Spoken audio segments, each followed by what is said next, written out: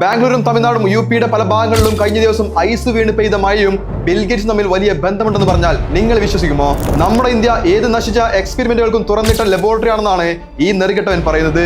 ആരാണ് ബിൽഗേറ്റ്സ്? മൈക്രോസോഫ്റ്റിന്റെ ഫൗണ്ടേഴ്സിൽ ഒരാൾ, ഇപ്പോഴത്തെ സിഇഒ. എന്നാൽ ആശാൻ ഇപ്പോൾ ടെക് ലോകം നിന്ന് മാറി കൂടുതൽ ഫോക്കസ് കൊടുക്കുന്നത് വാക്സിൻസ്, GMO അഥവാ genetically modified organism, solar geo engineering തുടങ്ങിയ ഹൈലി ടോക്സിക് എക്സ്പെരിമെന്റുകൾക്കാണ്.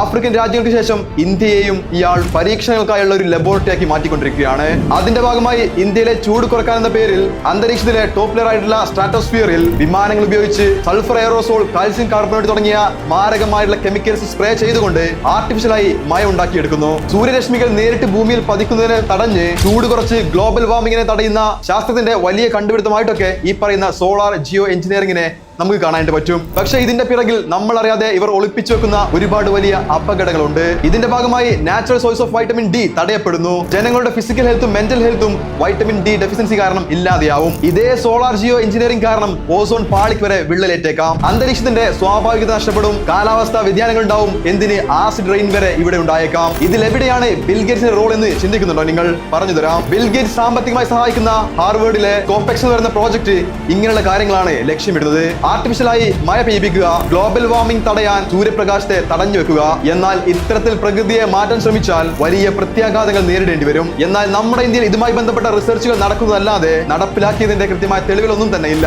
എന്നാൽ കഴിഞ്ഞ ദിവസങ്ങളിലെ ബാംഗ്ലൂരിലെയും തമിഴ്നാട്ടിലെയും യുപിയിലെയും ആലിപ്പഴം വരെ വീണ വലിയ മഴകൾ നമ്മളെ ഭയപ്പെടുത്തുന്നത് തന്നെയല്ലേ? ഈ കൊടും ചൂടിൽ ഇങ്ങനെ ഒരു മഴ സ്വാഭാവികമായിട്ട് നിങ്ങൾക്ക് തോന്നുന്നുണ്ടോ? നിങ്ങളുടെ അഭിപ്രായങ്ങൾ കമന്റ് ആയിട്ട് രൂപപ്പെടുത്തൂ.